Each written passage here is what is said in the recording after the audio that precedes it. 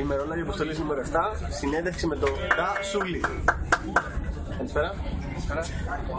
Αστράφηκαν οι ρόλοι. Λοιπόν, θα ξεκινήσουμε λίγο τη συνέντευξη. Καταρχήν, θέλω να κάνω λίγο ένα σχόλιο για αυτό το θεσπέσιο κούρεμα. Υπήρξε κάποια επιρροή από κάποιον? Εντάξει, η αλήθεια είναι ότι Πιστεύω είναι απλή ερώτηση. δεν είμαι έτοιμος. Πάμε σε λίγο κόφτο. Επόμενη ερώτηση. Ναι. Θα το κόψουμε στο μοντάζ, Γιάννη. Λοιπόν, θέλω να κάνετε λίγο ένα σχόλιο για το τσαφ με τη χεριά στο διαγόρα.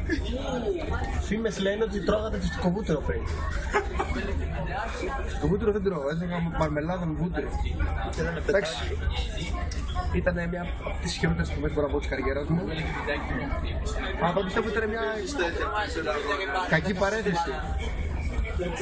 Δεν το έδικα από τη στιγμή γιατί ξέρω τις ικανότητες μου. Δεν τελείωσα. Δεν πειράζει, τελείωσα εγώ. Λοιπόν, τι έχετε να πείτε για τη Μαρία Κουρούπη που σε κάθε βίντεο σας βρίζει? Κάθε φορά που κάνετε λάθος. Μια παροιμία λέει: άμα έχουν να λένε κάτι για σένα, κάτι κάνεις καλά. Άμα δεν είναι τίποτα, κάτι κάνεις καλά. Αυτό μόνο. Μάλιστα. Τώρα κάτι για την προσωπική σας ζωή. Υπάρχουν κάποιοι συμπαίκτες σας οι οποίοι σχολιάζουν κάτι ταξίδια που κάνετε στη Δράμα. Υπάρχει κάποιος συγκεκριμένος λόγος που πάτε στη Δράμα? Δεν συνηθίζω να μιλάω για τα προσωπικά μου, αλλά επειδή θέλω να βάλω ένα τέλος στην ιστορία. Ήταν ένας καλοκαιρινός έρωτας, ήταν μια καλοκαιρινή περιπέτεια που τράβηξε λίγο το φθινόφορο, αλλά μέχρι εκεί. Τώρα όλα καλά. Είστε σίγουρα καλά? Είμαι καλά. Περνώ και μόνος μου καλά. Μάλιστα. Κάτι ποδοσφαιρικό. Πώς το λέμε σήμερα το μάτι?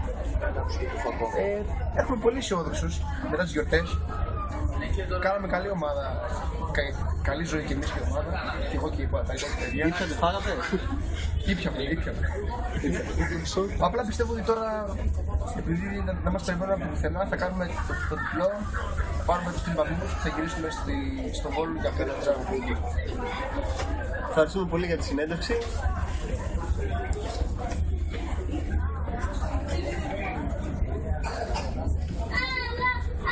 Καλό σας βράδυ.